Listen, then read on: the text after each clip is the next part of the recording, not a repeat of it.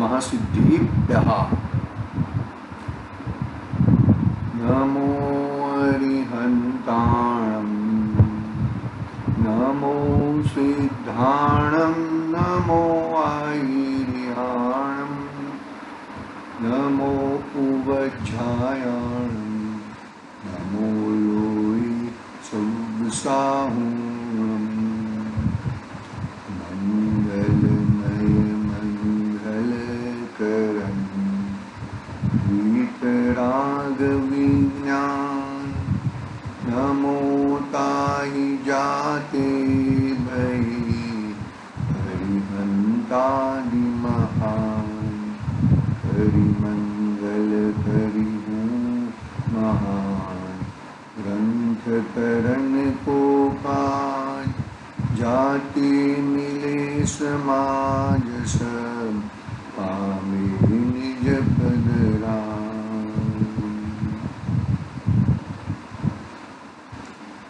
आश्री मोक्ष मार्ग प्रकाशक नामक महान ग्रंथ है। आचार्य कल्प पंडित प्रवर टोडरमल साहब द्वारा रचित महान ग्रंथ है। थोड़ा रिवीजन कर लेते हैं। तब तक अपनी क्या बात चली। पंडित जी ने वितराग विज्ञान को ही नमस्कार किया। वितराग विज्ञान को मंगल और मंगलमय कहा। जो भी अरिहंत हो गए हैं, जो सिद्ध हो गए हैं, वो तो संपूर्ण वितराग विज्ञानमय है।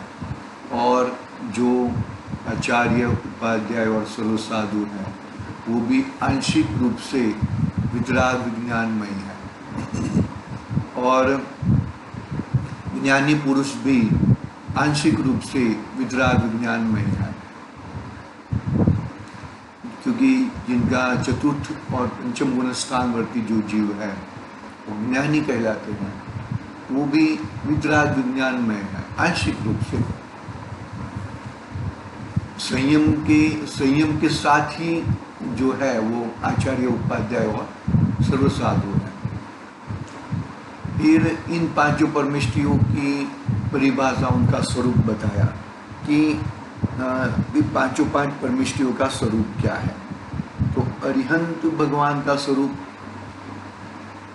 कहने से पहले कि अभी वहाँ प्रथम अरिहंतों के स्वरूप का विचार करते हैं। वो बहुत महत्वपूर्ण है कि अरिहंत भगवान ऐसे होते हैं। विचार करके निर्णय करना है, अकेले विचार करते रहना नहीं है। यदि मैं ऐसा होता तो आता था ना। पहले हम छोटे बच्चे थे तभी बायोग्राफी लिखने का है। यदि मैं सचिन तेंदुलकर होता तो, यदि मैं बड़ा प्रधान होता तो, ऐसा जो विचार नहीं करना है वहाँ पे तो ठीक है, लेकिन अब यहाँ पर तो निर्णय तक पहुँचना है। मेन निर्णय तक पहुँचना है।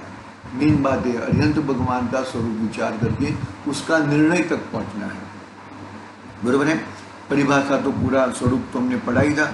सिद्ध भगवान का स्वरूप विचारने से पहले क्या कहते हैं, अब सिद्धों का स्वरूप ध्याते हैं यानी कि ये स्वरूप मुझे प्रकट करना है, ये स्वरूप मुझे भाना है, ये स्वरूप मुझे प्रकट करके मेरे स्वरूप प्रकट करना है मुझे, इसके लिए स्वरूप ध्याते हैं। फिर आचार्य उपाध्याय और साधु का परमेष्ठि का स्वरूप में पहले क्या कहा, अवलोकन करते हैं। किसका अवलोकन करना है, अपनी आत्मा का, अपनी वस्तु का अवलोकन करना है कि मेरा स्वरूप ऐसा है। यदि मेरा स्वरूप मैं ऐसा नहीं रह सकता हूँ तो बाह्य में ऐसा रहना है, बस इसके अलावा तो और कुछ नहीं है। 28 मूलगुण के धारी होते हैं ना, 28 मूलगुण के धारी यानी कि वो प्रमद दशा हो गई।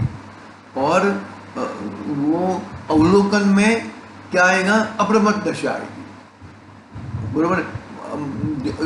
अपने आत्मा का अवलोकन नहीं कर रहे हैं तब बाहर आएंगे, तब क्या आएगी दशा, प्रमद दशा आ जाएगी। इसके अलावा और कुछ नहीं है। यहाँ तक मतलब ये 5 परमेष्ठियों का मेन स्वरूप हमने पढ़ा। बराबर। फिर उनके पूज्यत्व का कारण बताया। क्या पूज्यत्व का कारण क्या है कि भाई मेन ये वितराग विज्ञान में है। क्या है? वितराग विज्ञान में अरिहंत आदि का स्वरूप है, अरिहंत आदि का वितराग विज्ञान में मंगल है। मंगल है यानी कि भाई इन्होंने ये मोह राग द्वेष रूपी पापों को गला दिया है और सच्चा सुख को प्राप्त कर लिया है। बात एक ही है, दोनों, सच्चा सुख प्राप्त करना और पापों को भगाना, बात एक ही है ना। फिर भी वो पापों को भगा दिया और सच्चा सुख को प्राप्त किया है, इसलिए वो मंगल है। मग, मग यानी के सुख, लाती यानी कि सुख लाता है, म यानी कि पाप, गलयति यानी कि गलाता है, सुख को लाता है और पाप को गलाता है, वो मंगल है। और ये पांचों परमेष्ठी वितराग विज्ञान में है, मंगलमय है, इसीलिए उनके वो पूज्य है, उनकी स्तुति करने योग्य है। पांच परमेष्ठी के अलावा और कोई पूजने योग्य नहीं है। फिर कौन कौन पांच परमेष्ठी में कौन कौन विराजमान है, क्या क्या स्वरूप है, ये पूज्यत्व का कारण के मतलब पहले तो 24 तीर्थंकर, वृषभादि महावीर परिषद 24 तीर्थंकर भगवंतों को याद किया, 24 तीर्थंकर भगवंतों का नाम लेके याद किया, विद्यमान 20 तीर्थंकर भगवंतों का नाम लेके याद किया कि विधि क्षेत्र में 20 तीर्थंकर विराजमान है, तो उनको याद किया।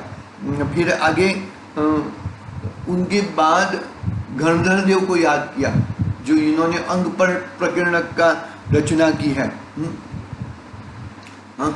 अरिहंत आदि, और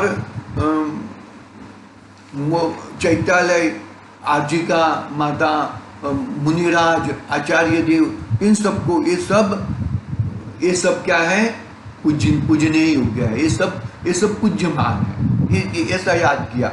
फिर आगे प्रयोजन, मेरा प्रयोजन क्या है, मेरा प्रयोजन क्या है, मेरा कि जिससे मेरा दुख नाश हो और सुख प्रकट हो, दुख नाश हो और सुख प्रकट हो, वो मेरा प्रयोजन है। देखो जो जिस वड़े मेरा, देखो क्या लिखा है यहाँ पर, हिंदी में पढ़ लेते हैं।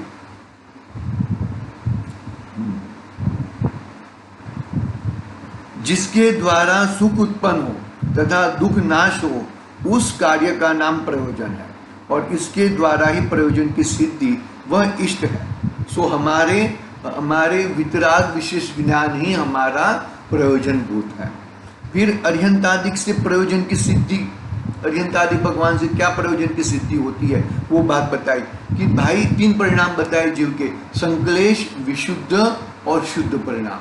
शुद्ध परिणामों से ही वितराग विज्ञान प्रकट होता है, बाकी संक्लेश परिणाम से तो भगवान के ऐसे चक्षु से भी दर्शन नहीं होते हैं। इतनी संक्लेश परिणाम, ये करना है, वो करना है, बहुत सारे गड़बड़ रहती है, तो उनको वो रहता नहीं है। विशुद्ध परिणाम में भी शुद्धात्मा का दर्शन नहीं होता है, लेकिन वहां पे चांस बनता है, और विशुद्धता से शुद्धता की ओर जाना है, विशुद्धता से संक्लेश परिणाम की ओर जाना नहीं है। और मतलब प्रयोजन, सुखी होना और दुखी होना प्रयोजन अपने अंदर ही है। संक्लेश परिणाम है तो तुम दुखी ही होगे, विशुद्ध परिणाम है तो मध्य परिणाम, मध्य, सुख भी नहीं दुख भी नहीं, और शुद्ध परिणाम में तो सुख ही सुख है, वहां पे कषाय का कर्ण नहीं है, कषाय का अंश नहीं है। ठीक है। फिर इसके आगे अरिहंतादि का फिर मंगलाचरण करने का कारण बताया, तो मंगलाचरण करने का कारण की मुख्य कारण क्या बताया कि सुख रूप से मैं मेरे ग्रंथ की समाप्ति करूं, सुख रूप से, बरोबर है। फिर बहुत सारे कारण बताए, वो सब कारण हमने पढ़े थे, बड़ो याद कर लेना जरा। हाँ, और मंगल से तो सुख ही होता है, कभी दुख होता नहीं है। मंगल दुख सुख का है। और हमें हमारा प्रयोजन क्या है, हम जो भी करें वो जो भी करें, हम सिर्फ और सिर्फ वितराग विशेष ज्ञान, वितराग विज्ञान के लिए ही हम प्रयोजन करें। हम मान लो कि 6 आवश्यक है ना, 6 आवश्यक हम किसके लिए लगाए? वितराग विज्ञान के लिए लगाए।